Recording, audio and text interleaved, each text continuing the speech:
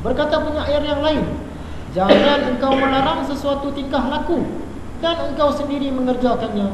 Amatlah sangat memalukan kamu apabila engkau sendiri memperbuatkannya. Syair-syair ni kita baca dalam bahasa Melayu sebab tu tak sedap. Kalau sama-sama orang Arab, dia baca bahasa Arab syair ni, dia nampak keindahan dia tu. Bila terjemah bahasa Melayu, hilanglah keindahan dia. Berkata Ibrahim bin Adham, ni satu orang ulama lagi, aku melewati batu besar di Mekah. Satu hari dia pergi ke Mekah, dia lintas. Dia melewati ni bahasa Indonesia. Dia melintas satu tempat tu, ada batu besar kat tepi tu. Yang tertulis di atas batu itu, terbalikkan aku, engkau akan dapat mengambil ibarat. Dekat atas batu tu tertulis, atau bagi terbalik aku, nanti kamu akan dapat perumpamaan, pengajaran. Kata Ibrahim, maka aku balikkan batu tu tadi, lalu aku lihat tertulis pada batu itu, dengan yang engkau ketahui tidak engkau kerjakan, maka bagaimana engkau mencari ilmu tentang sesuatu yang engkau belum ketahui? Yang dah belajar selama hari ni pun tak buat-buat, tiba-tiba nak belajar yang tinggi-tinggi lagi, macam mana? Ibrahim bin Adham ni, dia asal cerita dia satu orang raja. Dia ni raja, sebelum dia jadi ulama sufi ni tadi, dia raja. Raja di mana? Di satu kawasan Balkh. Balkh ni sekarang dia terletak di Afghanistan. Macam mana yang dia boleh berubah? Kalau Bishr al-Hafizah tu, kita tahu kan, ada orang main teguk ni. Yang cerita Ibrahim ni, satu malam dia nak tidur malam, tiba-tiba dia dengar di atas bumbung istana dia tu ada orang berjalan. Kalau kita di sini hantu raya lah. Di sana dia dengar orang berjalan. Dia pun tanya, oi, siapa tu? Sebab setahu dia, istana dia tu ada pengawal, orang tak boleh naik atas bumbung. Orang di atas tu jawab, aku ni kawan kamu. Buat apa kat atas tu? Unta aku hilang, sebab tu aku cari unta aku. Dia kata, apa punya bodoh, unta hilang pergi cari atas bumbung istana, mana nak jumpa? Yang di atas tu jawab, dia kata, kamu pun sama bodoh. Kamu nak mencari Allah, tapi kamu tidur berselimutkan selimut sutera dan di atas katil emas. Dah aja, mana kamu nak jumpa? Itu asal dia buat, dan dia terfikir. Lepas tu dia lupa anak atas tu. Dia fikir, betul juga lah, aku ni nak masuk syurga, nak cari Allah, tapi hidup serba mewah. Hidup serba mewah. Jadi semalam-malaman tu dia terfikir, dia tak lena. Esoknya pula, ada satu orang tiba-tiba serbu masuk dalam istana dia. Kiranya lepas pengawal, serbu masuk. Dia pun terkejut kan, ni apa hal ni, datang serbu-serbu tak pakai helmet ni, siapa ni? Dia kata, aku ni musafir. Tu buat apa datang sini? Aku sajalah datang sini, rumah persinggahan, hotel lah, aku saja datang hotel ni. Ibrahim ni dia balas balik, kata, ni bukan hotel, ini istana aku. Kata, ini hotel, rumah persinggahan. Dulu siapa punya tempat ni? Bapak aku lah. Sebelum tu siapa punya? Datuk aku. Mana pergi mereka dua orang ni sekarang?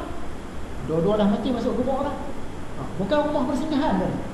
Maksud dia siapa-siapa datang pun, dia singgah je, lepas ni mati, masuk kubur. Dari situ dia pun fikir lagi. Bila dia fikir lagi tu, dia pun tinggal tu. Dia punya istana, dia jadi orang biasa lah. Dia buat kerja-kerja biasa, dia belajar agama sampai dia jadi ulama sufi lah. Sampai kan askar-askar pun tak kenal dia lah. Ada satu kes tu, askar tu salah faham lah. Askar tu ikat tengkuk dia, seret dengan kuda.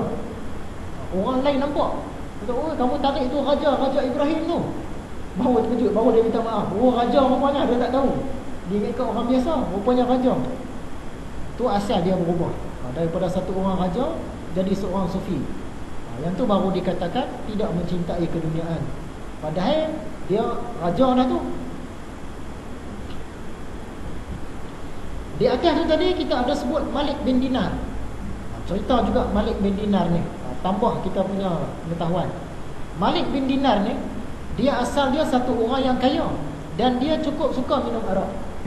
Sama macam Bishru juga, suka minum arak. Asyik ada orang tak baik lah, tapi bila Allah pilih, jadi orang yang soleh.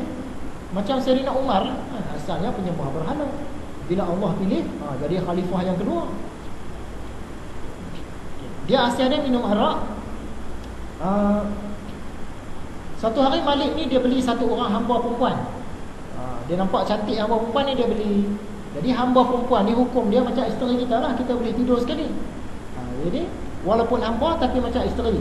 Dan dia dapat satu orang anak. Dia cukup sayanglah budak ni. Budak ni meninggal masa umur 2 tahun. Jadi dia sedih.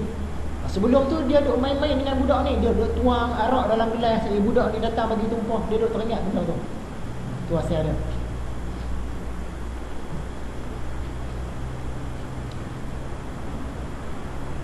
Jadi Malik bin Dinar, dia ni anak murid kepada Hasan Al-Basri.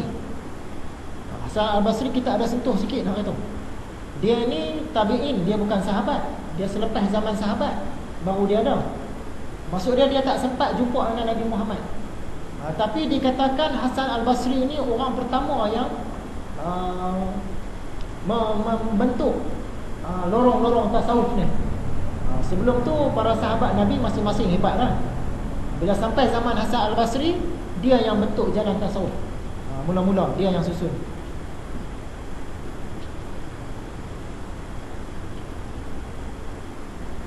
Berkata Ibnu Samad, berapa banyak orang yang memperingatkan orang lain kepada Allah, yang diri dia sendiri lupa kepada Allah. Berapa banyak orang yang bagi peringatan supaya orang lain takut kepada Allah, orang tu sendiri yang berani menentang Allah. Berapa banyak orang yang mengajak orang lain dekatkan diri kepada Allah, padahal dia sendiri jauh daripada Allah.